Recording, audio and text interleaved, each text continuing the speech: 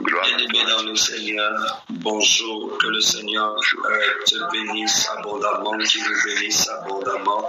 Nous rendons grâce à Dieu pour ce moment béni qu'il nous accorde encore. Avant de continuer dans la prière, je souhaite que nous lisions 3 passages bibliques, 3 passages des Saintes Écritures, et derrière ces passages des Saintes Écritures, nous allons prendre un point de prière stratégique. Je souhaite qu'avant nous allions ensemble dans le livre de 2 Corinthiens chapitre 2. Je l'ouvre ici. Oh, merci Jésus, merci infiniment. Merci pour ta grâce, merci pour ta miséricorde, merci pour ton amour. 2 Corinthiens chapitre 2.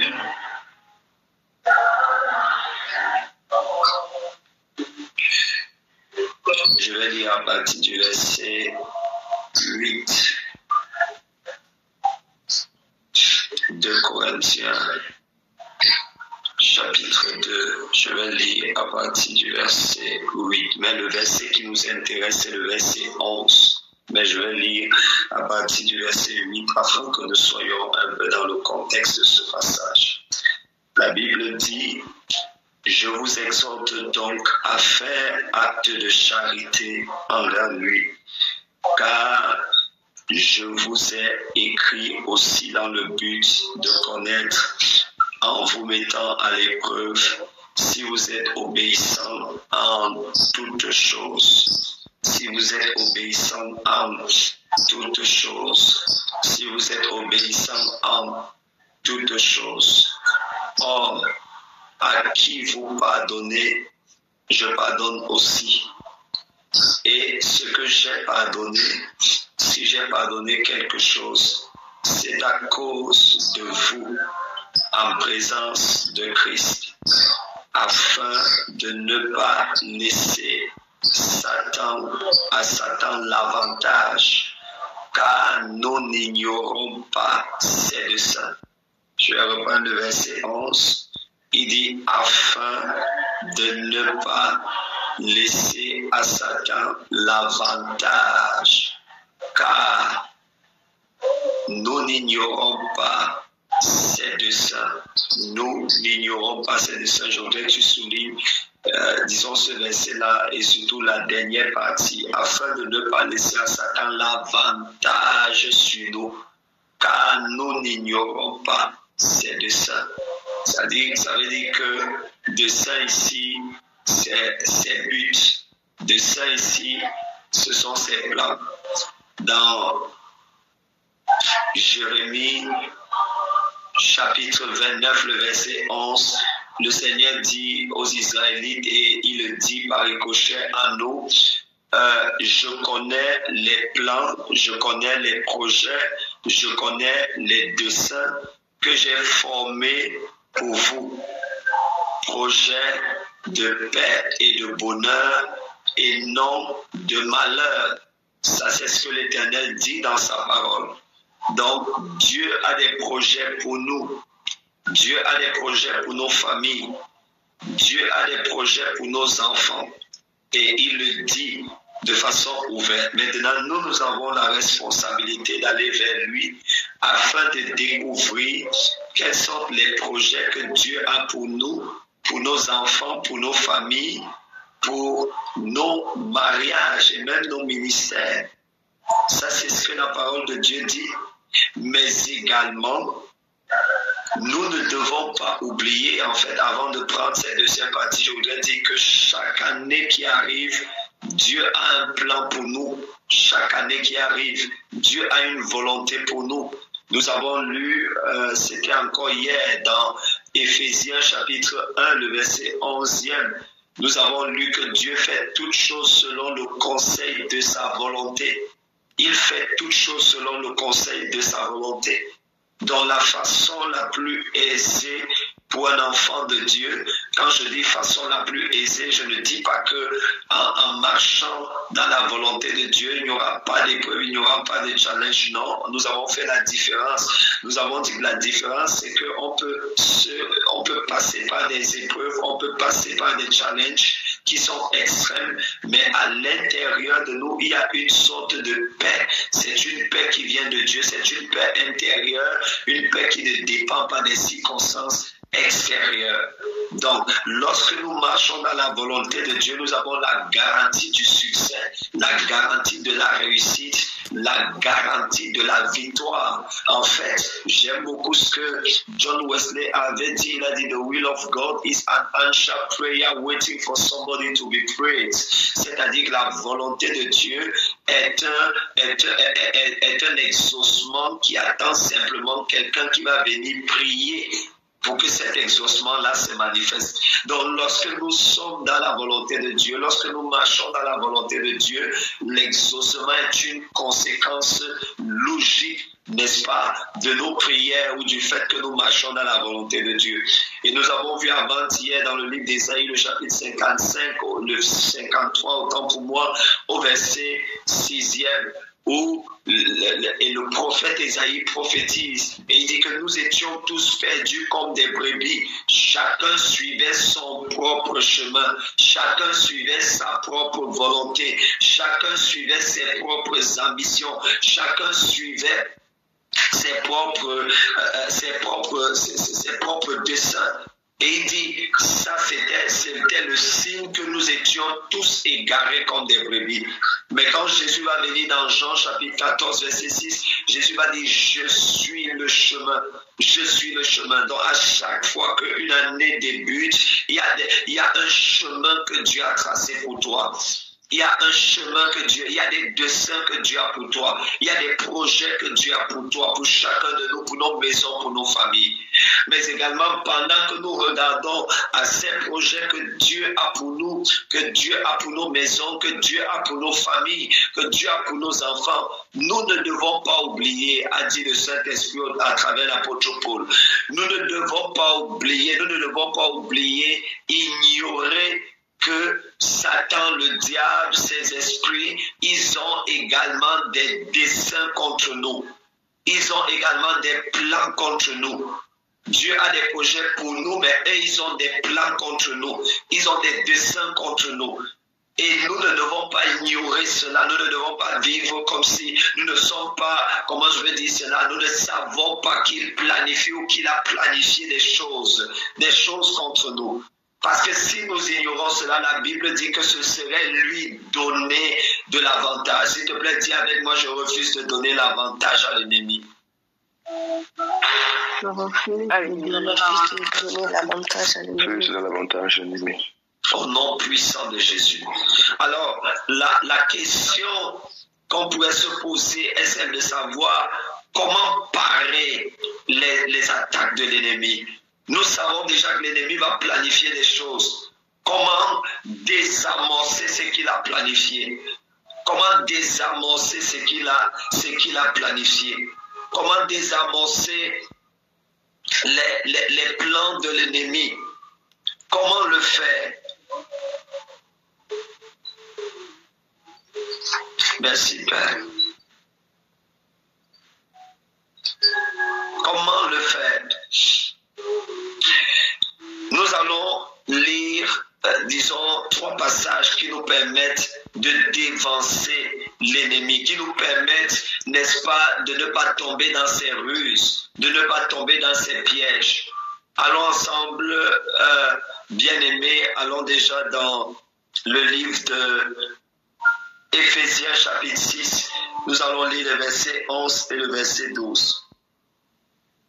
Éphésiens chapitre 6, verset 11 et verset 12. Est-ce que nous pouvons avoir quelqu'un pour nous lire ce passage? Éphésiens chapitre 6, verset 11 et verset 12. Merci, Père. Éphésiens chapitre 6, verset 11 et verset 12. Oui. Éphésiens chapitre 6, verset 11. Revêtez-vous de toutes les armes de Dieu, afin de pouvoir tenir ferme contre les ruses du diable. Verset 12. Car nous n'avons pas à lutter contre la chair et le sang, mais contre les dominations, contre les autorités, contre les princes de ce monde de ténèbres, contre les esprits méchants dans les lieux célestes. Gloire à Dieu, merci beaucoup, maman. La Bible dit, revêtez-vous de toutes les armes de Dieu. Revêtez-vous de toutes les armes de Dieu. Ça signifie que Dieu ne nous a pas juste laissé comme ça. Dieu ne nous a pas laissé à la merci de l'ennemi, à la merci de ses projets, à la merci de ses desseins, à la merci de ses plans. Non. Dieu a prévu un équipement pour nous. Dieu a donné à chacun de nous un équipement. Et au verset 11e de Éphésiens 6, la Bible dit, revêtez-vous de toutes les armes de Dieu. Ça veut dire qu'il n'y a pas une seule arme, de toutes les armes de Dieu. La Bible parle donc d'un revêtement. Ça signifie que les armes sont à notre disposition. Et nous avons la responsabilité de les revêtir. Ça signifie en d'autres termes qu'il est possible d'avoir reçu toutes ces armes à ta disposition, à notre disposition, sans jamais les revêtir. Sans jamais les revêtir. Sans jamais les revêtir. Et c'est pourquoi des fois, on peut être enclin aux attaques de l'ennemi, aux assauts de l'ennemi. Parce que si nous n'avons pas pris conscience que c'est nous-mêmes, c'est notre responsabilité de revêtir toutes les armes de Dieu pour pouvoir faire face à l'ennemi. C'est notre responsabilité. Et des fois, quel est le problème? Le problème, c'est que des fois, au lieu de revêtir les armes de Dieu et de faire face à l'ennemi, face à ses desseins, face à ses projets, des fois, nous allons appeler Dieu pour venir combattre l'ennemi. Or, Dieu a déjà vaincu l'ennemi, Satan est déjà déchu. Ça, il faudrait être clair, Satan est déjà déchu. Et maintenant, Dieu nous a transféré le pouvoir, l'autorité, l'onction, les armes, ces armes, pour dire en fait à l'ennemi que, parce que l'ennemi ou Satan ou le diable et ses démons, ils n'ont jamais été à la hauteur de Dieu. Ils n'ont jamais été à sa hauteur. C'est une fois de plus pour montrer à l'ennemi sa petitesse que Dieu choisit, n'est-ce pas, de nous donner l'autorité de le mater alors qu'il est même déjà déchu. La Bible dit donc revêtez-vous de toutes les armes de Dieu afin de pouvoir tenir ferme. Est-ce que vous avez vu cela? Afin de pouvoir tenir ferme contre les ruses du diable. Donc, les ruses du diable ne sont pas des surprises. Ça signifie que si nous n'avons pas revêtu les armes de Dieu, il peut être difficile de tenir ferme contre les ruses du diable.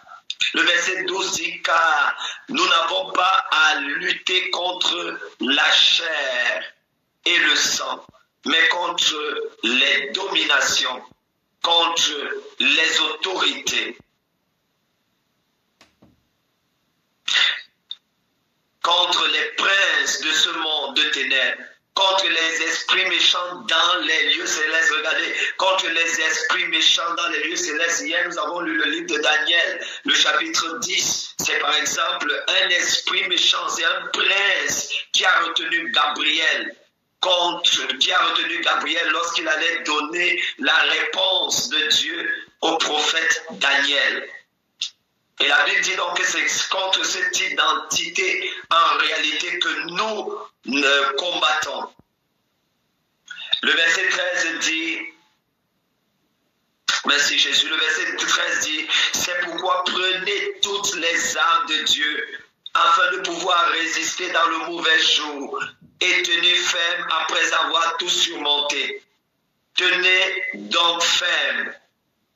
Est-ce que nous pouvons continuer de regarder attentivement? Je suis déjà au verset 14. Je vais énoncer les armes de Dieu que chaque chrétien devrait revêtir. La Bible dit, tenez donc ferme, ayez à vos reins la vérité pour ceinture. Je veux commencer par là. Ayez à vos reins la vérité pour ceinture. Ça signifie que lorsqu'un chrétien, un enfant de Dieu, ne marche pas dans la vérité, il est exposé aux attaques de l'ennemi. Il est exposé aux attaques, n'est-ce pas, aux assauts de l'ennemi. Lorsqu'un enfant de Dieu ne marche pas dans la transparence, ne marche pas dans la sincérité, ne marche pas dans la vérité, la Bible dit, ayez la vérité pour ceinture. Dans le cadre d'un foyer, dans le cadre d'un couple, dans le cadre d'une famille, c'est capital de marcher dans la vérité. Des fois, on a souvent des personnes qui sont à l'église, mais qui vivent une double vie. Et lorsque un enfant de Dieu vit une double vie, une vie de duplicité, cet enfant de Dieu est constamment exposé aux attaques de l'ennemi. Continuellement exposé aux attaques de l'ennemi. Il expose la famille aux attaques de l'ennemi. La personne expose le foyer aux attaques de l'ennemi. Si c'est un parent, le parent expose même les enfants aux attaques de l'ennemi.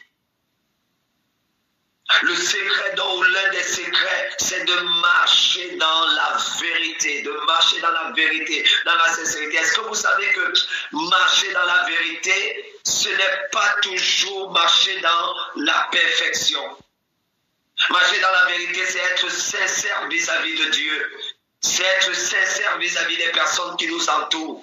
C'est être transparent vis-à-vis des personnes qui nous entourent et vis-à-vis de Dieu. La Bible dit, tenez donc ferme et à vos reins la vérité pour ceinture. Revêtez-vous de la cuirasse de la justice.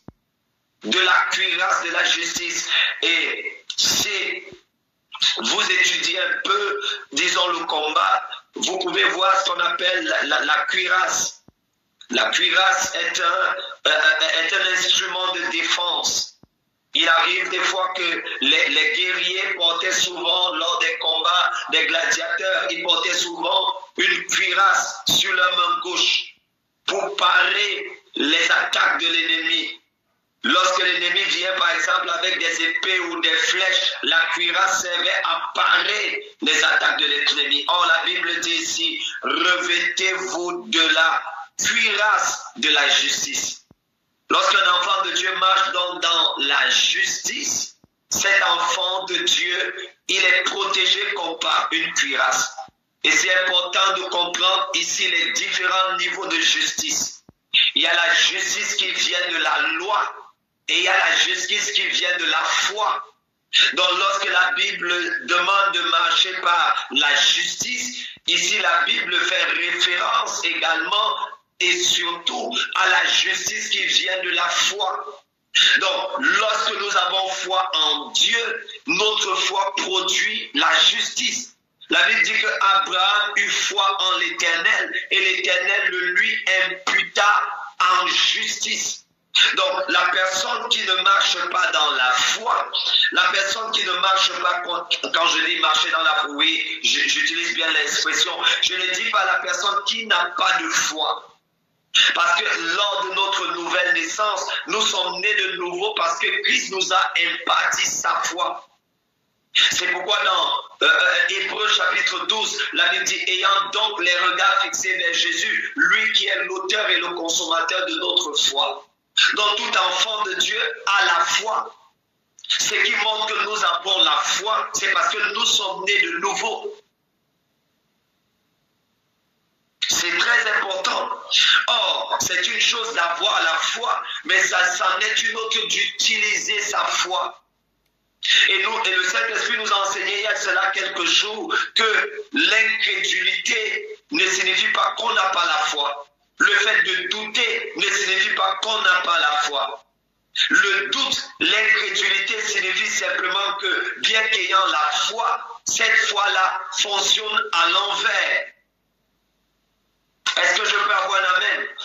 L'incrédulité signifie que la foi fonctionne à l'envers. Ça signifie que notre foi est absente. Et nous avons vu cela lorsque Jésus demande à Pierre de marcher sur l'eau. Nous voyons que dès que Jésus demande à Pierre de marcher sur l'eau, Pierre commence à marcher sur l'eau. Et pendant que Pierre est en train de marcher sur l'eau, à un moment donné, Pierre commence à s'enfoncer dans l'eau. Non, on ne peut pas dire qu'en l'espace de quelques minutes, Pierre a perdu sa foi. Ce serait inconcevable de voir que nous avons mis peut-être 2, 3 ou 4 ans à développer notre foi, permettez cette expression, et en une fraction de seconde, nous perdons cette foi. Non, ce serait injuste. Pierre n'a pas perdu sa foi. C'est que quand Pierre commence à marcher sur l'eau, là, il est en train de marcher sur la parole de Jésus. Là, il est en train de marcher parce qu'il est conduit par l'Esprit. Et lorsque Pierre commence à s'enfoncer, c'est le signe qu'il ne marche plus par l'Esprit, mais il commence à marcher par sa propre chair. C'est pourquoi il s'enfonce. Il devient conscient de ses incapacités. C'est pourquoi il commence à s'enfoncer. Il devient inconscient de la parole que Jésus lui a donnée, de la puissance de Dieu. Et pendant qu'il devient inconscient de cela, lui, il devient plutôt conscient de ses faiblesses en tant qu'homme. Un jour, le Seigneur m'a dit, c'est dans la conscience de sa présence qu'est sa puissance. C'est dans la conscience de la présence de Dieu que tu vois la manifestation de sa puissance. Amen. Donc, c'est de notre intérêt de revêtir la cuirasse de la justice. Et comment revêtir la cuirasse de la justice? Il faut marcher par la foi. Il faut relâcher sa foi. Et il y a un enseignement d'ailleurs que nous avons donné sur la justice de Dieu. Les 3 dimensions de la justice de Dieu. Et nous avons vu que nous sommes déclarés justes. La justice nous a été imputée. Nous avons également hérité du don de la justice de Dieu. Romains chapitre 5, verset 1 et verset 17. La justice de Dieu nous a été donnée, imputée comme étant un don. C'était le même cas pour Abraham. Nous n'avons pas mérité d'être justes, mais nous avons reçu le don de la justice. Et la troisième dimension, nous sommes déclarés justes. Ça veut dire que c'est un acquittement divin. Dieu nous déclare justes. Parce que dans Romains chapitre 8, la Bible dit qui accusera donc les élus de Dieu. C'est Dieu qui justifie. Il nous déclare donc juste. Première dimension. Deuxième dimension, Dieu nous fait le don de la justice. Romains 5, verset 1, Romains 5, verset 17. Nous avons reçu le don de la justice. Gloire à Jésus. Mais en plus de cela, nous avons également accès à la justice de Dieu. Je veux dire à la justification parce que nous sommes enfants de Dieu. Dieu est juste par sa nature. Et parce que Dieu est juste par sa nature, il n'a jamais commis d'injustice et il ne peut pas commettre d'injustice. Par conséquent, si nous sommes donc nés de Dieu, selon qu'il est écrit dans Jean chapitre 1, à partir du verset 11, verset 12 et verset 13, lesquels ne sont pas nés de la chair, ils ne sont pas nés des désirs de l'homme, ils ne sont pas nés de la volonté de l'homme ni du sang, mais ils sont nés de Dieu. Nous sommes nés de Dieu. Parce que nous sommes nés de Dieu, nous avons hérité également de la nature de Dieu. D'ailleurs, la Bible dit que nous sommes participants de la nature divine. Et si nous sommes participants de la nature divine, cela signifie que ce que notre Père a, nous l'avons. En fait, ce que notre Père est, nous le sommes. Dieu est donc juste par nature. Parce que nous sommes nés de lui, nous le sommes. Non pas dans notre nature humaine, je précise, mais dans notre nature spirituelle. Parce que l'esprit que Dieu nous a donné est un esprit qui est parfait. Nous ne sommes pas encore parfaits dans notre âme. Nous ne sommes pas encore parfaits dans notre corps. Mais l'esprit que nous avons est un esprit qui est parfait, sans faute. Yes. Est-ce que je peux avoir un amen? Amen. Il dit que nous devons nous revêtir de la cuirasse de justice. Verset 15. Mettez pour chaussure à vos pieds le zèle que donne l'évangile de paix. Le zèle que donne l'évangile de paix. Est-ce que vous savez que le zèle est une arme spirituelle? Donc lorsque vous êtes un enfant de Dieu, un chrétien, et vous manquez de zèle, cela signifie que vous n'avez pas revêtu une partie de votre armure spirituelle.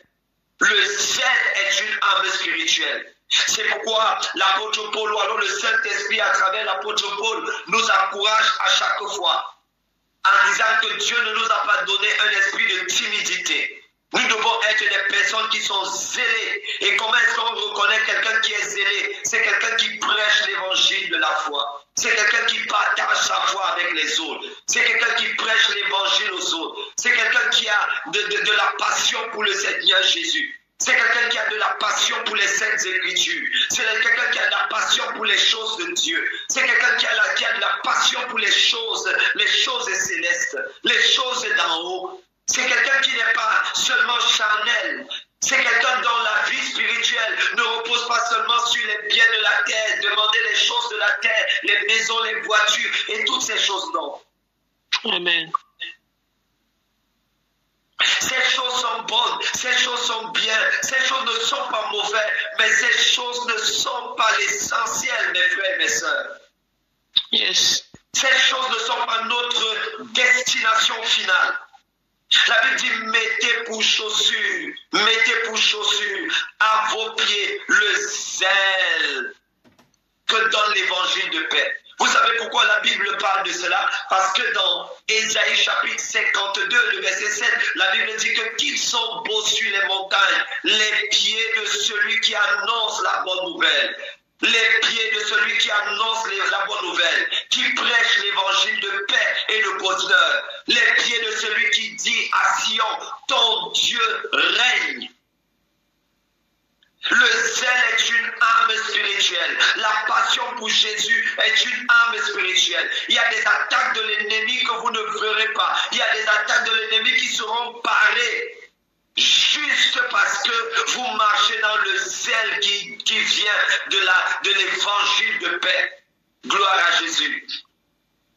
Il continue verset 16 en disant, prenez par par-dessus tout cela le bouclier de la foi. Il dit prenez.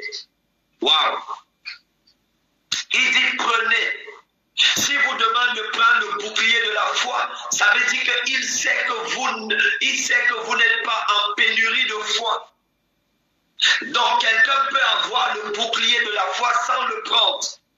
Quelqu'un peut avoir la foi sans l'utiliser. Donc utiliser la foi, c'est notre responsabilité. C'est pourquoi il dit prenez le bouclier de la foi.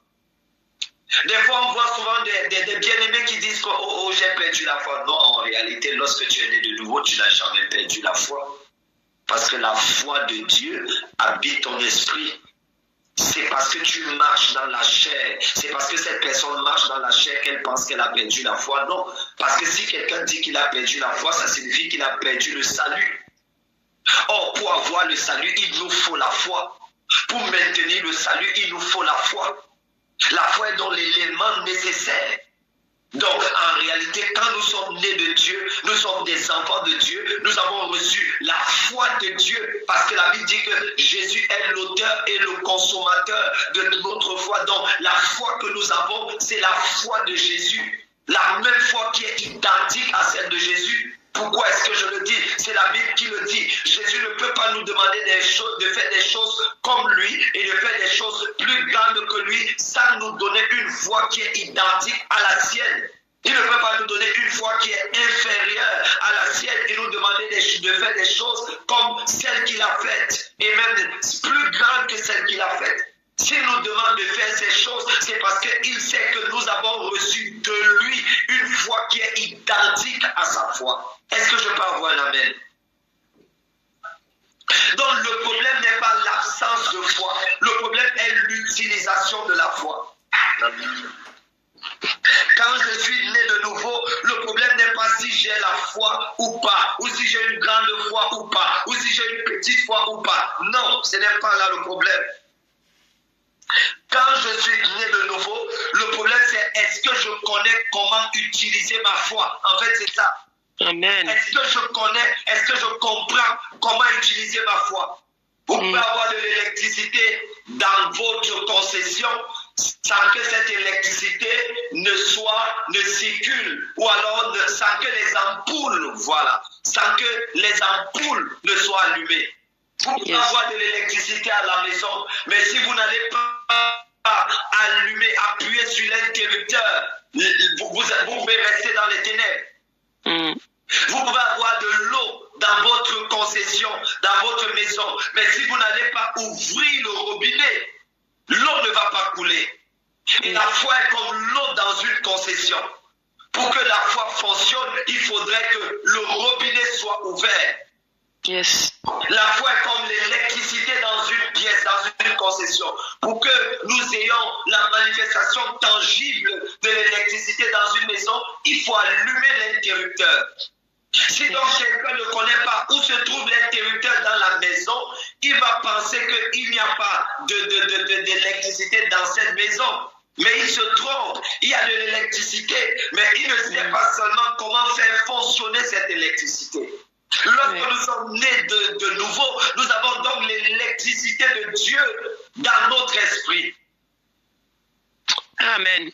Et la raison pour laquelle nous étudions la parole, nous méditons les Saintes Écritures, nous communions avec le Saint-Esprit, nous prions, c'est afin que par les Saintes Écritures, par la méditation, par l'étude de la parole, par la communion avec le Saint-Esprit, nous puissions comprendre comment utiliser notre foi. Comment relâcher notre foi? Et la dernière fois, le Saint-Esprit nous l'a dit, à chaque fois que vous avez su comment utiliser votre foi, vous avez eu un miracle. À chaque fois que vous avez su comment utiliser votre foi, vous avez eu une guérison. À chaque fois que vous avez su comment utiliser votre foi, vous avez eu un exaucement. Les fois où vous n'avez pas eu, disons peut-être de guérison ou de miracle, cela signifie que vous n'avez pas compris le mécanisme pour relâcher votre foi. Je ne vous ai pas caché, disons, ce qui est arrivé il y a de cela, disons, plusieurs semaines. Je vous ai dit par la grâce de Dieu, j'ai expérimenté dans le ministère résurrection, où j'ai prié pour deux jeunes demoiselles qui sont revenues à la vie alors qu'elles étaient mortes. La première personne, je me souviens de ce voyage-là, nous étions avec une ancienne de l'église, Maman Ia, et nous étions en train d'aller dans son village pour prier. Et sur le chemin, il a failli avoir un accident et une jeune fille, elle a sauté de la moto là où elle se trouvait et elle est tombée sur le goudron. Et au moment où cette jeune fille est tombée, elle s'est retrouvée inerte. Elle a perdu la vie. Gloire soit rendue à Jésus-Christ. Le Saint-Esprit nous avait informé de ce qui allait arriver les jours à l'avance. Et avec un collègue, un ami pasteur et les personnes qui étaient là, nous avons commandé la vie dans le corps de cette jeune demoiselle. Et elle est revenue à la vie. Et la deuxième fois que cela s'est passé, c'était mon voisin. Il est toujours au Cameroun. Son nom c'est Jovite. Ce que je dis, c'est vérifiable. Et une nuit, pendant que nous sommes à la maison, il est rentré, disons, d'une fête avec sa fiancée. Et ils sont entrés dans la maison et en un laps de temps, elle a perdu la vie. Elle a perdu totalement la vie. Si bien qu'il a pris une bouteille d'eau de Javel et il l'a posée à côté de son lit et il était sur le point de boire cette bouteille d'eau de Javel. Et il a commencé, il s'est souvenu que j'étais à côté, qu'il m'entendait souvent prier. Et il a commencé à m'appeler. Je suis sorti de la pièce de ma maison. Et j'étais avec le ministre parfait. Et je suis entré dans sa pièce. Et quand je suis entré, j'ai trouvé la jeune fille sur le lit inerte. Elle avait perdu la vie. Elle était morte totalement et complètement. Il me dit, je t'entends souvent prier, invoque ton Dieu. Invoque ton Dieu. Et mes frères, j'ai commencé à prier, à parler en langue. Et j'ai commandé au nom de Jésus-Christ, poussé par le Saint-Esprit, la vie dans le corps de cette jeune demoiselle. Et quelques instants après, j'ai vu la vie de Dieu entrer dans cette jeune demoiselle. Et la jeune demoiselle est revenue à la vie. Mais vous savez quoi? Il y a de cela quelques semaines, il y a une sœur qui m'a appelé.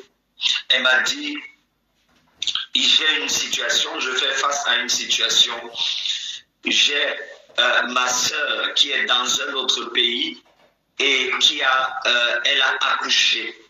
Mais pendant qu'elle accouchait, l'enfant est sorti sans... L'enfant en fait est passé de via trépas pendant qu'elle a accouché. Et elle m'a dit, est-ce que tu peux prier pour l'enfant? J'ai dit oui, sans aucun souci. Vous savez, des fois, en tant qu'enfant de Dieu, il arrive des fois que lorsque nous avons des épreuves en face de nous, des fois même pour relâcher notre foi, ça devient, tu es comme paralysé.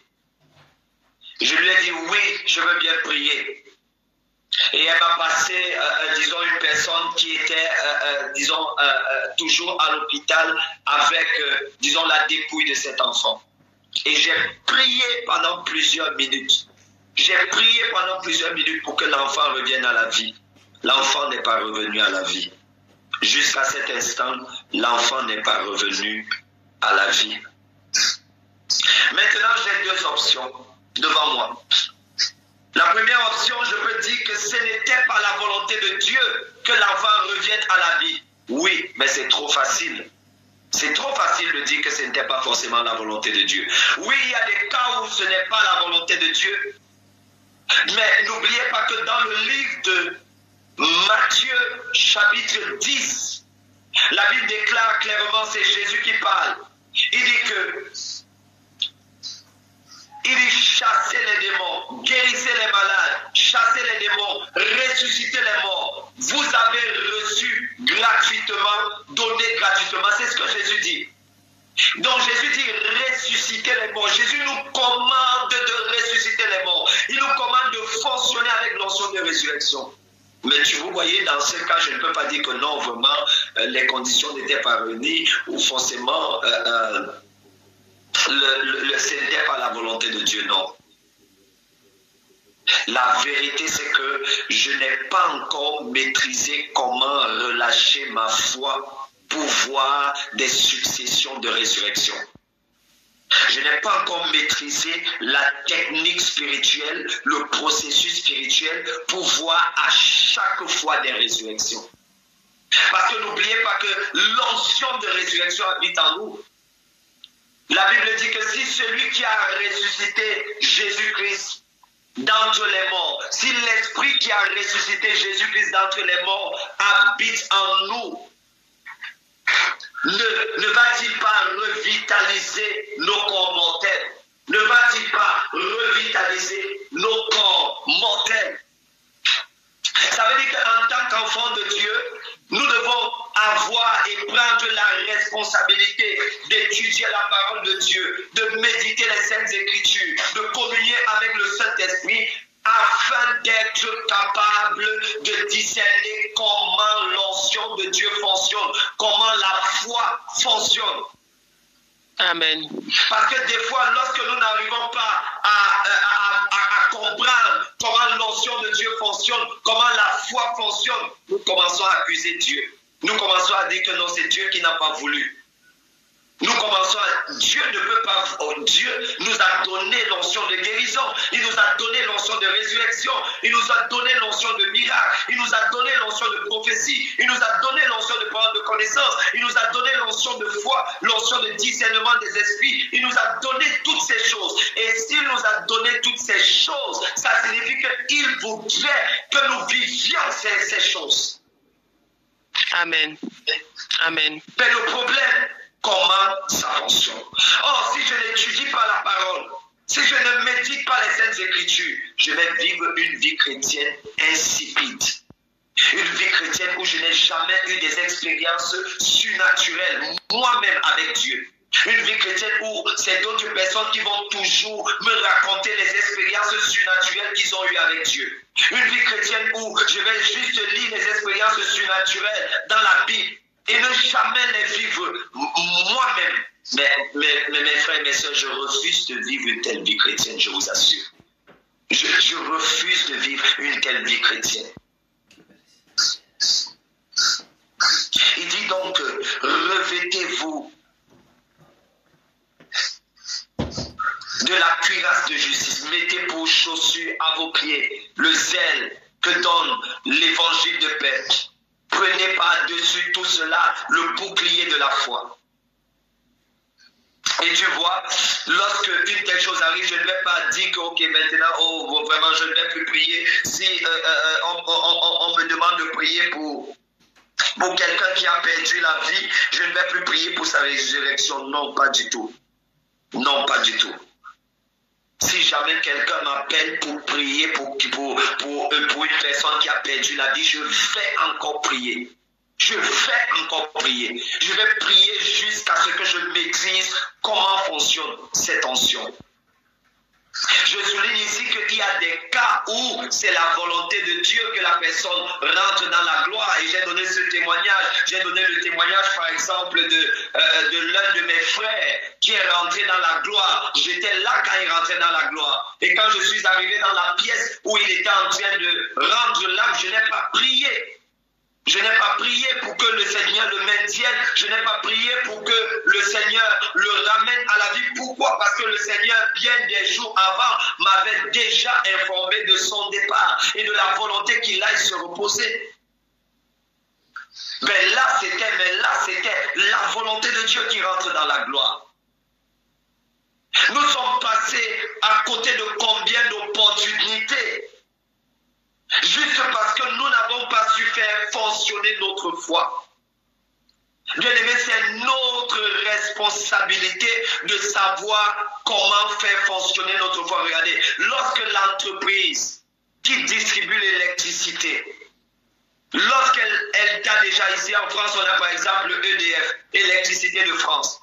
Lorsqu'ils ont déjà envoyé de l'électricité chez toi, c'est de ta responsabilité d'appuyer sur l'interrupteur.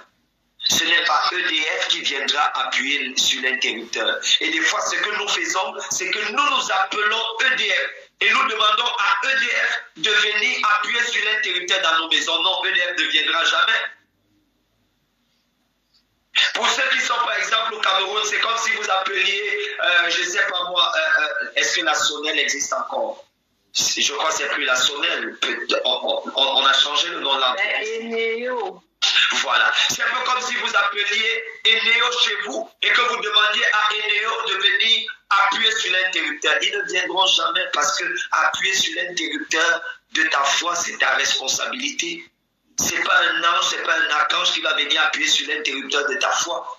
Dieu t'a déjà donné la foi. C'est ta responsabilité de faire fonctionner ta foi. Et quelqu'un va dire, mais les disciples ont dit à Jésus, Seigneur, augmente notre foi, parce qu'ils étaient des hommes de peu de foi. Et même Jésus les appelait hommes de peu de foi. Mais n'oubliez pas que toutes ces personnes que Jésus a appelées hommes de peu de foi, ils n'étaient pas encore nés de nouveau. Lorsque les disciples demandent à Jésus d'augmenter leur foi, les disciples n'étaient pas encore nés de nouveau. Ils n'étaient pas encore nés de nouveau. Ils n'étaient pas encore remplis du Saint-Esprit. On a vu que lorsque les disciples ont été remplis du Saint-Esprit, oh, ils ont totalement changé. Pierre qui s'enfermait parce qu'il avait peur. Lorsque dans Actes des Apôtres, chapitre 4, verset 29, verset 30, verset 31, ils ont été remplis du Saint-Esprit. Une seconde de fois, on a vu qu'à ce moment-là, Pierre a été changé en une autre personne. Le gars qui était peureux, le gars qui a renié Jésus, est devenu l'homme le plus courageux. Au point où on est venu l'arrêter, on l'a jeté en prison, on l'a enchaîné, et au lieu qu'il soit en train de paniquer, il s'est couché et il a dormi en paix. Vous imaginez, il a dormi en paix. Mettez vos chaussures à vos pieds le zèle que donne l'évangile de la paix. Prenez par-dessus tout cela le bouclier de la foi. Est-ce que je peux avoir votre amen pour me rassurer que vous n'êtes pas en train de dormir? Amen. Amen. Amen. Regardez, la Bible dit, prenez par-dessus tout cela le bouclier de la foi. Vous faites quoi avec? Avec lequel vous pourrez éteindre tous les traits enflammés du malin. Qu'est-ce qui éteint les traits enflammés du malin? C'est le bouclier de la foi. C'est quoi les traits enflammés du malin? Ce sont les flèches spirituelles que l'ennemi envoie. Ésaïe chapitre 54, verset 17. La Bible dit que toute arme qui sera forgée contre toi ne réussira pas, elle ne va pas prospérer, elle sera nulle et sans aucun effet. L'ennemi va les envoyer, mais elles seront nulles et sans aucun effet.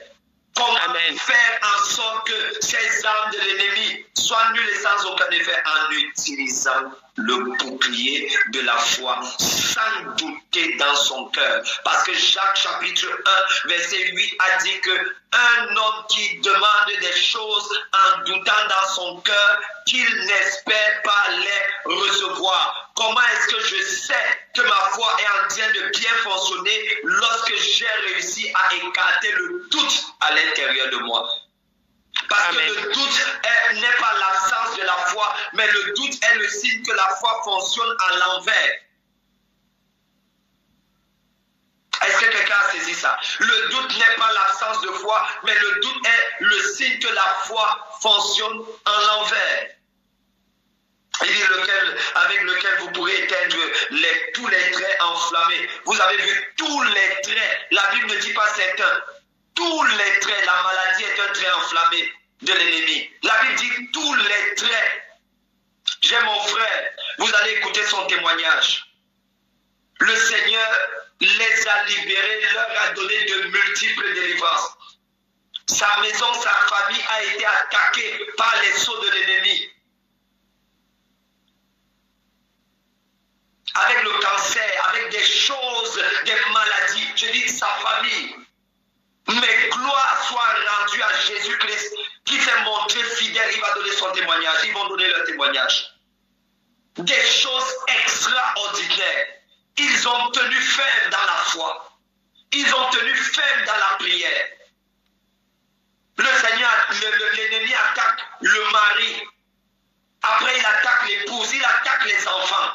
Mais ils ont tenu ferme dans la foi. foi, dans la prière, dans la proclamation de la parole de Dieu, dans le combat spirituel. Ils ont résisté à l'ennemi et le Seigneur les a libérés. Ils ont su comment relâcher leur foi. Oh, vous allez écouter ces témoignages, c'est des témoignages bouleversants. C'est des témoignages qui vous rendent humbles. C'est des témoignages qui vous encouragent dans votre marche avec Dieu. C'est un témoignage qui vous fortifie, qui vous affermit dans votre homme intérieur. J'ai été tellement encouragé par leur témoignage. Gloire à Jésus. Gloire à Jésus. Il dit, prenez aussi le casque du salut. Le casque du salut. Et l'épée de l'esprit. Et l'épée de l'esprit qui est la parole de Dieu. Est-ce que vous voyez, mes frères et mes sœurs, que l'une des armes de l'armure spirituelle, c'est l'épée de l'esprit. C'est l'épée de l'esprit. Quand un enfant de Dieu est, la Bible dit que l'épée de l'esprit, qui est la parole de Dieu. Hébreux chapitre 4. Hébreux chapitre 4. Hébreux chapitre 4, le verset 12. La Bible dit que la parole de Dieu est une épée à double tranchant, capable de diviser la moelle et la jointure, capable de faire la différence entre les pensées de l'âme et les pensées de l'esprit. Mais comment utiliser donc l'épée de l'esprit si on ne connaît pas la parole? Et c'est ça des fois le problème. C'est que des fois, on a des enfants de Dieu, des personnes qui sont dans l'église, mais qui ne connaissent pas la parole, mais qui veulent résister à l'ennemi. Mais comment pouvons-nous résister à l'ennemi si nous ne connaissons pas la parole, si nous ne méditons pas la parole, si nous n'étudions pas la parole? Et on sait que si quelqu'un a une épée, il doit savoir la manipuler. Il doit savoir utiliser la parole de Dieu. Voici donc l'armure du saint. Ce dont nous devons nous revêtir pour être capables de faire face aux assauts de l'ennemi. Pour être capables de faire face aux attaques de l'ennemi. La Bible dit, revêtez-vous de toutes les armes de Dieu. Parce que nous n'ignorons pas les desseins de l'ennemi. Et si nous n'ignorons pas les desseins de l'ennemi, nous devons par conséquent nous revêtir de toutes les armes de Dieu. Gloire à Jésus. Amen. Amen.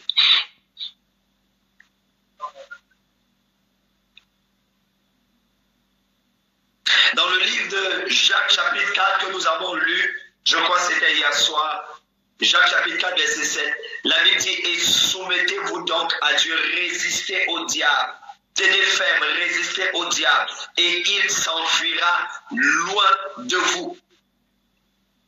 Maintenant, avec quoi nous lui résistons? Nous lui résistons avec les armes de Dieu, avec les armes que Dieu nous a données. Nous lui résistons avec la force que Dieu nous a donnée. Je vais prendre un dernier passage. Et nous allons prier et rendre grâce à Dieu. Psaume chapitre 119, verset 147. Psaume chapitre 119, verset 147. Est-ce que quelqu'un peut nous lire cela? Dans certaines versions, c'est 148, dans d'autres versions, versets 147 et 148. Psaume chapitre 119. Est-ce que quelqu'un souhaiterait bien nous lire ce passage, s'il vous plaît?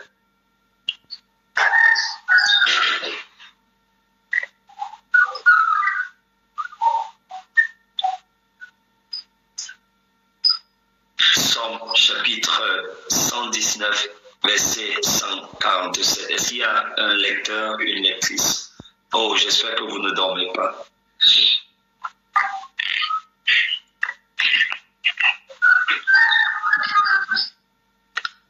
Amen, je lis la parole de Dieu. Oui, maman. Psaume 119, Verset 147. Oui. Je devance l'aurore et je crie. J'espère en tes promesses. Oui, tu peux lire la suite, maman, s'il te plaît. Je devance l'éveil et j'ouvre les yeux pour méditer ta parole. Très bien, merci beaucoup. L'une des choses qu'il faudrait accepter, c'est de savoir que l'ennemi attaque toujours dans les zones de ténèbres. L'ennemi, il sait qu'il ne peut pas venir se pointer dans une zone de ta vie, dans un compartiment de ta vie où il y a la lumière. Il cherchera donc toujours à attaquer les compartiments de ta vie où tu n'as pas une forte lumière. Qu'est-ce que j'entends par lumière? La Bible dit dans le psaume 119 toujours, je crois c'est au verset 105, c'est la révélation de ta parole qui est claire. C'est la révélation de ta parole qui est claire. Verset 111 ou 105. C'est la révélation de ta parole qui est claire. Ça veut dire que l'ennemi viendra toujours attaquer, il vient presque toujours attaquer dans des domaines où il n'y a pas une révélation, une lumière qui est claire, une révélation de la parole de Dieu qui est claire. Pourquoi? Parce que l'ennemi se plaît à attaquer dans les ténèbres, à attaquer là où il y a les ténèbres, à opérer là où il y a des ténèbres. C'est la raison pour laquelle quand Jésus donne cette parabole de l'homme qui allait semer une bonne semence dans son champ, il dit que la nuit, l'ennemi, son ennemi, est venu semer l'ivraie pendant qu'il dormait. C'est notre responsabilité de veiller. Et la Bible dit ici, je défense l'aurore. C'est la même chose qui est écrit dans le livre de Job. Je défense l'aurore et je crie vers toi. J'espère en ta parole. Mes yeux dévancent les veilles de la nuit pour méditer dans la parole. Regardez, je vais vous dire quelque chose, mes frères et mes sœurs. Quand on est parent, quand on est père ou quand on est mère, des fois on ne dort pas la nuit. Il faut accepter cette responsabilité-là. Quand on est parent, quand on est père ou quand on est mère, il y a des nuits où il faut se lever pour veiller sur la famille. Et le problème, c'est que des fois, des personnes se contentent de vivre une vie spirituelle qui est limitée au dimanche.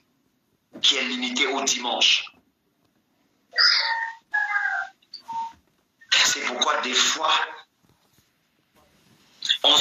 il arrive que des personnes se retrouvent confrontées, disons, à des situations qui sont, qui sont des surprises, en fait. Qui sont des surprises. Vous savez, lorsque vous vous retrouvez dans une situation, où vous êtes pris par surprise, c'est différent de lorsque vous vous retrouvez dans une situation où vous avez été mis au courant à l'avance. Lorsque vous avez été mis au courant à l'avance, vous affrontez la chose avec beaucoup plus de sérénité que lorsque vous avez été pris par surprise. Et le problème, c'est que des fois, dans beaucoup de cas, plusieurs enfants de Dieu sont pris par surprise par l'ennemi. Sont pris par surprise. Hier, par exemple, par la grâce de Dieu, quand nous avons fini de prier, je suis allé me coucher, mais je n'ai pas trouvé le sommeil. Je n'ai pas du tout trouvé le sommeil. J'essayais de dormir, mais je n'ai pas du tout. La nuit d'avant-hier, je n'ai pas du tout trouvé le sommeil. Après, je me suis même exclamé, j'ai dit, mais pourquoi est-ce que l'ange du Seigneur me maintient éveillé? J'ai dit, ok, s'il me maintient éveillé, ça veut dire qu'il souhaite que je sois éveillé, je sois debout. Et finalement, parce que j'avais fait, disons, un certain temps sans être éveillé, je ne trouvais pas le sommeil. Je me suis levé, je suis venu dans mon bureau. Et à peine je me suis assis dans mon bureau, dès que je me suis assis dans mon bureau, j'ai reçu un message dans mon téléphone où il y avait une détresse, une attaque de l'ennemi et il fallait parer cette attaque de l'ennemi sur un bien-aimé.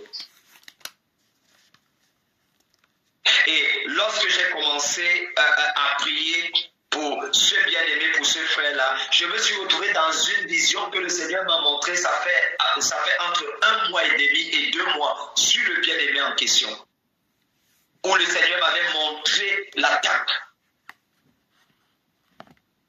Et je lui ai dit, sois en paix parce que le problème a été résolu. Et là, vous avez la capacité de parler, de relâcher beaucoup plus facilement votre foi. Pourquoi? Parce que, 1, vous n'avez pas été pris par surprise. Deuxièmement, vous avez vu ce qui s'est passé dans l'oreille de l'esprit. La raison pour laquelle le serviteur d'Élisée avait peur, c'est parce qu'il était aveugle spirituellement. La raison pour laquelle il a commencé à paniquer, c'est parce qu'il était aveugle spirituellement. Et qu'est-ce qu'Élisée a fait? Élisée a dit, Seigneur, ouvre ses yeux. Ceux qui sont avec nous sont plus nombreux que ceux qui sont contre nous. Seigneur, ouvre ses yeux. Et quand ses yeux spirituels se sont ouverts et qu'il a vu que l'armée de l'Éternel était là, les anges de Dieu étaient là, étaient en train de les entourer, il a pris courage. Et vous avez vu comment le problème a été résolu. Élisée, le problème a été résolu avec une simple prière d'Élisée. Il a demandé à l'Éternel d'aveugler tous les Syriens. Tous les soldats de l'armée syrienne, ils ont été aveuglés et Élisée, pendant qu'ils étaient aveuglés, les a dirigés, les a conduits vers un autre endroit et a même fait en sorte qu'ils s'affrontent contre eux. Je dévance l'aurore et je crie vers toi. Oh, pourquoi tu es toujours en train de prier? Pourquoi tu es toujours en train de te lever la nuit pour prier? Frère, ma soeur, on n'a pas les mêmes responsabilités. J'ai une famille sur laquelle je dois veiller. J'ai des enfants sur lesquels je dois veiller. J'ai un ministère sur lequel je dois veiller. J'ai des responsabilités. Et quand tu as des responsabilités, regarde, tu as ton épouse ou tu as ton mari, tu as tes enfants. Tu dois veiller spirituellement sur eux. Et veiller spirituellement sur eux, ce n'est pas seulement les amener à l'église. C'est des fois prendre des temps de jeûne pour la famille. Amen. Et des fois prendre des moments de prière pour la famille. Ce n'est pas que non, on a dit à l'église qu'il y aura un moment de prière et tu prends seulement des temps de jeûne lorsque c'est à l'église. Non, ta famille a besoin de ton investissement spirituel. Ça doit être intentionnel. Ça ne doit pas être comme, disons, comme si on te force, comme une contrainte. Ça doit être intentionnel. Parce que de même qu'il y a les projets de Dieu, de même il y a également les projets de l'ennemi. Nous allons arrêter à ce niveau ce matin. Nous allons élever nos voix. Et peut-être je vais donner cette dernière clé qui était ce sur quoi je voulais qu'on aboutisse. Des fois, certaines personnes ne se rendent pas compte ou n'ont pas conscience de l'une des âmes les plus puissantes que Dieu nous a données. L'une des âmes les plus puissantes que Dieu nous a données. Tout à l'heure, nous avons disons, énuméré les âmes de Dieu. Le bouclier de la foi, le zèle, la cuirasse de justice. Nous avons énuméré l'épée de l'esprit, le casque du salut. Nous avons énuméré toutes ces armes de Dieu.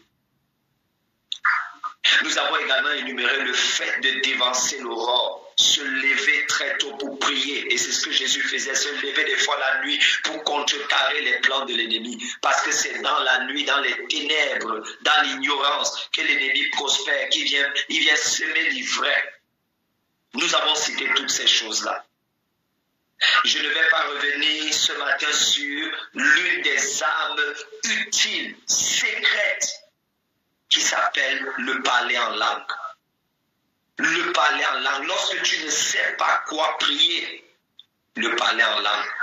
Lorsque tu ne sais pas à quel endroit est-ce que l'ennemi est en train de résister à un exaucement, le parler en langue.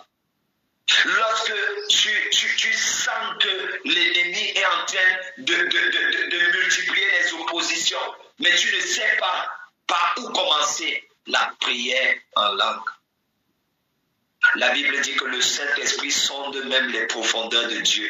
Il sait ce qu'il convient de demander Romains chapitre 8, verset 26, c'est le Saint-Esprit qui intercède à travers de nous, à travers des soupirs inexprimables. Jude chapitre 1, le verset 20, la Bible dit que le Saint-Esprit prie par nous, il prie à travers nous, il prie en nous.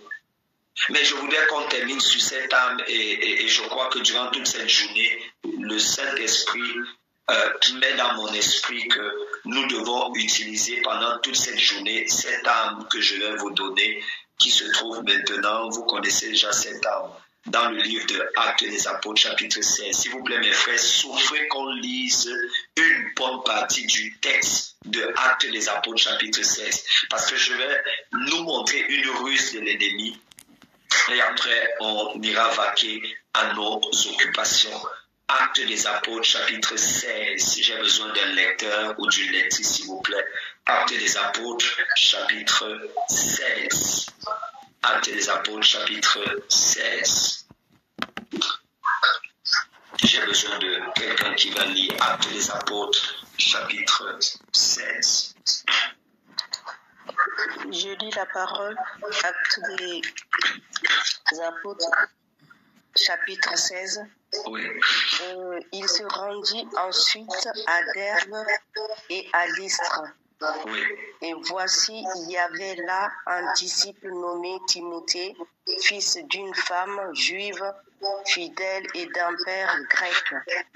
Les frères de Lystre et d'Icône rendaient de lui un bon témoignage. Paul voulut l'amener avec lui et l'ayant pris, il le circoncit à cause des Juifs qui étaient dans ces lieux-là. Très bien, maman. Allons même, s'il te plaît, directement au verset, à partir du verset 16. À partir du verset 16. Oui.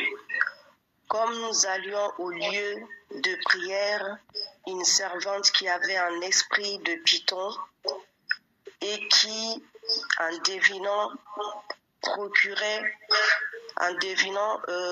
un grand profit à ses maîtres, vint au-devant de nous et s'est mis à nous suivre. Paul et nous, elle criait, ces hommes sont des serviteurs de Dieu, Oui. très haut, Oui. et ils vous annoncent la voie du salut. Oui. Elle fit cela pendant plusieurs jours. Pendant plusieurs jours, Paul, fatigué, se retourna et dit à l'esprit, oui. Je t'ordonne au nom de Jésus-Christ oui. de sortir d'elle. Oui. Et il sortit à l'heure même. S'il te plaît, maman, arrête-toi un peu à ce niveau. Donc, la Bible parle ici d'une femme qui était habitée d'un esprit de python. Et cette femme s'est retrouvée en train de suivre Paul et, disons, ses compagnons. Et elle était en train de dire que ici, ce sont des serviteurs de Dieu. Finalement, Paul a discerné que cette femme était habitée d'un esprit de python. Qu'est-ce que Paul a fait? Paul a chassé l'esprit de python. S'il vous plaît, écoutez attentivement. Paul a chassé l'esprit de python qui habitait cette femme. Il a donc fait la délivrance de cette femme. Et la Bible dit, et il sortit à l'heure même, c'est-à-dire que l'esprit est sorti instantanément. Maintenant, je voudrais attirer votre attention sur quoi? Qu'est-ce qui s'est passé après la délivrance? Paul est serviteur de Dieu. Donc Paul a rendu ministère à cette femme. Et en principe, on se dit que non, lorsque tu fais par exemple, tu fais quelque chose pour Dieu, tu sais par exemple, disons, le Seigneur tel qu'il a rendu ministère à cette femme, on se dit que ok, c'est une bonne chose qu'il a fait. Et comme il a fait cette bonne chose-là, disons, par conséquent, rien de négatif ne serait susceptible de lui arriver. Très faux. Très faux. Parce qu'en chassant cet esprit de python, Paul a attaqué l'ennemi. Et parce que Paul a attaqué l'ennemi va chercher à tout prix à contrecarrer. Vous savez ce qui s'est passé dans la suite de l'histoire? Pour faire très court, on a pris Paul, on l'a bastonné, on a pris Paul, on l'a jeté en prison. La Bible dit, les maîtres de la servante, voyant disparaître l'espoir de leur gain, se saisirent de Paul et de Silas et les traînèrent sur la place publique devant les magistrats. Ils les présentèrent aux prêteurs en disant, ces hommes troublent notre ville. Ce sont des Juifs qui annoncent des coutumes qu'il ne nous est permis ni de recevoir, ni de suivre à nous qui sommes Romains. Verset 22. La foule se souleva aussi contre eux, et les prêteurs ayant fait arracher leurs vêtements ordonnèrent qu'on les bâtît de verges. Après qu'on eut gardé, qu'on eut chargé de coups, qu'on les eut chargés de coups, ils les jetèrent en prison. Je vais attirer votre attention sur quelque chose. Comment quelqu'un finit de faire une délivrance, une œuvre qui est bonne, une œuvre qui est louable, c'est l'œuvre de Dieu. Il a terminé de faire une délivrance. Alors qu'on devrait lui donner une récompense, on l'arrête, on le bat et on le jette en prison. Paul a donc été victime d'une attaque spirituelle. Écoutez bien ce que je veux vous dire. C'est l'une des raisons pour lesquelles lorsque vous êtes dans une assemblée locale, vous êtes dans une église, vous êtes dans une communauté chrétienne, vous devez absolument prier également pour vos pasteurs. Parce que dites-vous que tous les esprits méchants, des fois qu'ils viennent chasser et tout le reste, des fois, les répercussions, des fois, c'est sur eux. C'est l'une des raisons pour lesquelles Dieu a conçu l'Église. Le Saint-Esprit veut que je parle de ça. Dieu a conçu l'Église à telle enseigne que les uns doivent veiller sur les autres. C'est également la raison pour laquelle vous devez honorer vos pasteurs. Parce que voici un pasteur qui a fini de chasser un mauvais esprit. Au lieu qu'on l'acclame, au lieu qu'on le célèbre, au lieu qu'on prie également pour lui, pour sa vie et pour sa famille, au contraire, vous avez vu que, on est venu le saisir, on l'a fouetté, on l'a battu, on l'a jeté en prison. Maintenant, je vais vous dire une chose, parce que certaines personnes pensent souvent que lorsque tu te retrouves en train d'avoir des attaques spirituelles, c'est parce que tu n'es pas spirituel. C'est très faux. Voici Paul, qui est l'une des personnes les plus spirituelles du Nouveau Testament. Il est tellement spirituel qu'il a écrit la moitié du Nouveau Testament. Le voici en train d'être victime d'une attaque spirituelle. Est-ce que tu vas donc dire que Paul n'était pas spirituel?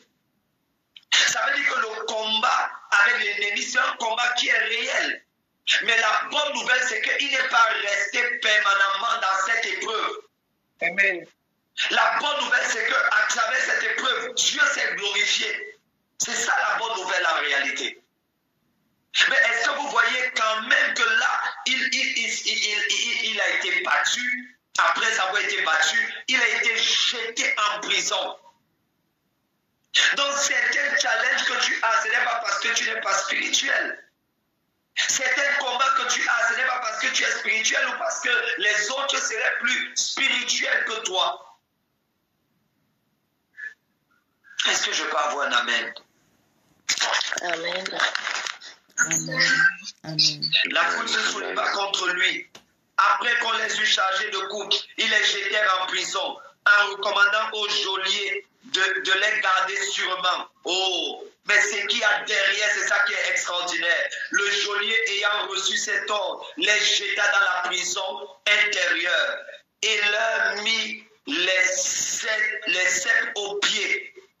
Vous voyez, derrière toute attaque du diable, il y a toujours un miracle extraordinaire qui va venir après. C'est pourquoi quand l'ennemi, vous constatez que l'ennemi est en train de résister, par exemple, résistez-lui. Quand vous constatez que l'ennemi est en train de s'opposer, résistez-lui. Parce que à chaque fois que vous voyez l'ennemi commencer à résister d'une telle façon, sachez qu'il y a quelque chose de grave qui est prévu derrière. Et en fait, c'est cette chose-là il essaye de vous empêcher, de nous empêcher d'avoir accès à cette chose-là. Regardez ce qui va se passer. Le geôlier ayant reçu cet ordre, les jeta dans la prison intérieure, il leur mit les ceps aux pieds. Verset 25. Vers le milieu de la nuit. Regardez, vers le milieu de la nuit. Souligne ça dans ta Bible. Je suis au verset 25. Vers le milieu de la nuit. Regardez, c'est là où vous voyez que Paul est véritablement un homme très spirituel. Si c'était plusieurs d'entre nous, on serait en train de se lamenter, de dire à Dieu que mais comment est-ce que je fais ton œuvre? Comment est-ce que je suis en train de te servir? Comment est-ce que je fais une telle délivrance? Comment est-ce que j'ai posé les mains aux malades et je me retrouve en train d'avoir ce type de problème, ce type d'attaque spirituelle? Donc, si c'était nous, on serait sûrement en train de se plaindre devant Dieu. Regardez la spiritualité de Paul. Je suis impressionné. Verset 25. La Bible dit, vers le milieu de la nuit, Paul et Silas priaient et chantaient les louanges de Dieu. My God. Amen. Quelqu'un, ils finissent de faire une délivrance. On les arrête, on les bat, on les roue de coups. Ça ne s'arrête pas là. On les jette en prison. Normalement, ils devaient se fâcher contre Dieu pour dire que mais comment est-ce que tu ne nous protèges pas? Comment est-ce que tu ne nous as pas protégés? Comment est-ce que tu n'as pas empêché à cette situation d'arriver? Mais la Bible dit pendant qu'ils étaient en prison, vers le milieu de la nuit. Certaines batailles se gagnent au milieu de la nuit. La Bible dit vers le milieu de la nuit. Regardez ce qu'ils ont imposé au diable, à Satan, aux heureux de Satan, vers le milieu de la nuit.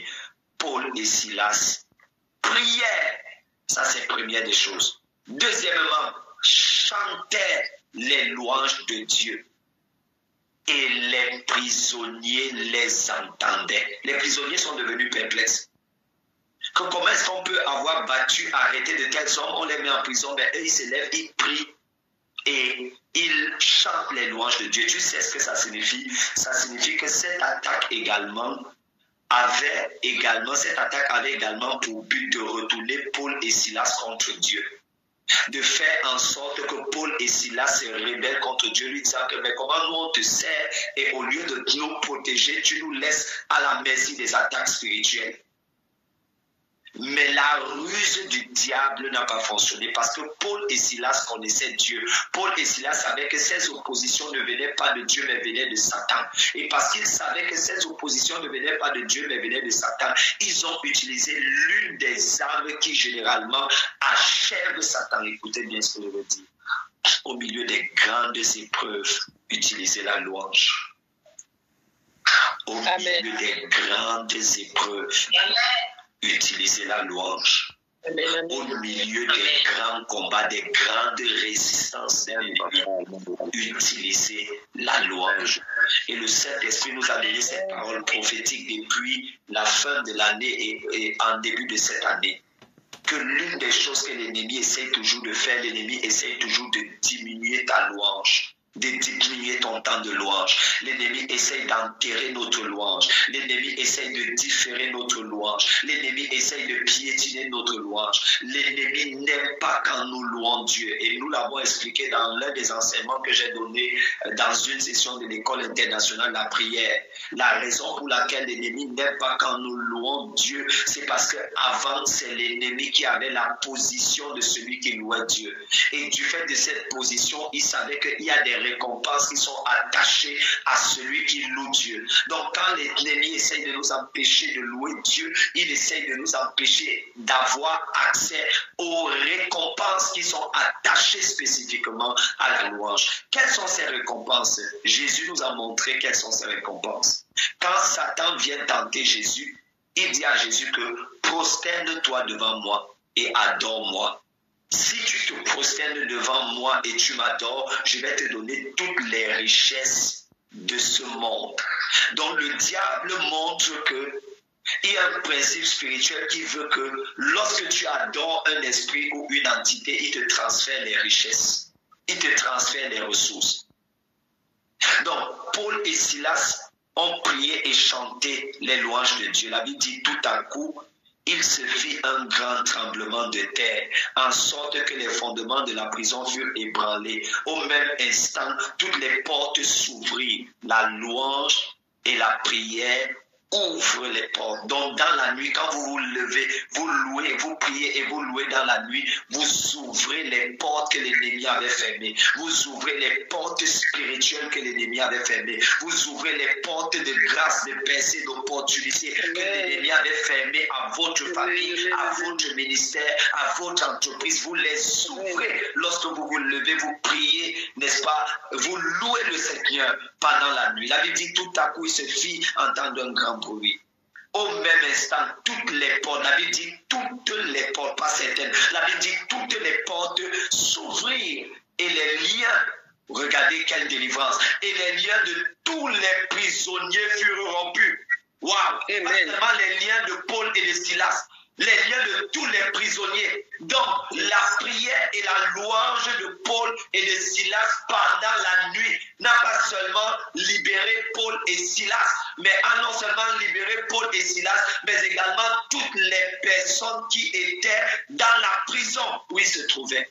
Ça veut dire que quand tu te lèves, tu pries et tu loues le Seigneur, ta prière et tes louanges ne te libèrent pas seulement toi, mais ça libère toute ta famille, ça libère tous les membres de ta famille, ça libère tes frères, tes sœurs, ça libère toutes les personnes qui sont dans ta maison, toutes les personnes qui sont dans ton intimité. Est-ce que quelqu'un peut me donner un amen comme le tonnerre?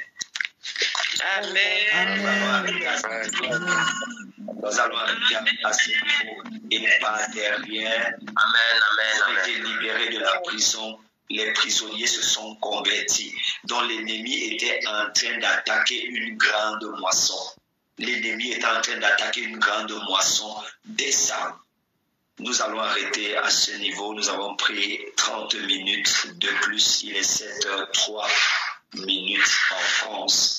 Là où tu es, élève simplement ta voix, rends grâce à Dieu pour cette parole.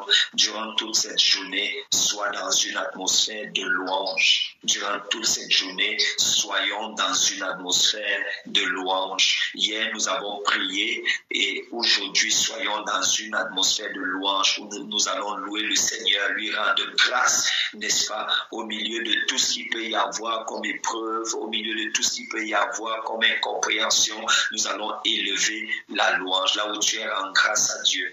Seigneur, nous te bénissons, nous te disons infiniment merci. Nous te rendons grâce pour la parole, Seigneur, le pain de vie que tu nous as donné ce matin. Merci pour la lumière à laquelle tu nous as donné d'avoir accès ce matin. Nous te rendons infiniment grâce. Merci pour les clés que tu nous as données encore ce matin. Père, nous te disons infiniment merci. Et nous marchons, Seigneur, en utilisant ces clés, Seigneur, pour nos maisons, pour nos familles, pour nos ministères et pour toutes les personnes qui se recommandent à nous, à nos prières. Nous te rendons grâce, Père Saint, au nom puissant de Jésus-Christ. Amen. Bien-aimés dans le Seigneur, que le Seigneur te bénisse abondamment, qu'il vous bénisse abondamment, qu'il nous bénisse abondamment et que durant toute cette journée, que tu demeures, que tu restes dans une atmosphère de louange et que cette atmosphère de louange relâche en ta faveur le ministère des anges. Que le Seigneur te bénisse. Bien-aimés, nous allons nous retrouver à 12h aujourd'hui, lorsqu'il sera 12h, pour un moment de prière, pour un moment, n'est-ce pas, de proclamation. Excellente journée à toi, excellente journée au travail, excellente journée dans toutes tes activités. Que le Seigneur te bénisse abondamment. Shalom, shalom. Amen. Merci, papa. Shalom. Shalom. Amen. Shalom à tous. Shalom. N'hésitez pas à liker, à partager la chaîne et à vous abonner. Soyez bénis.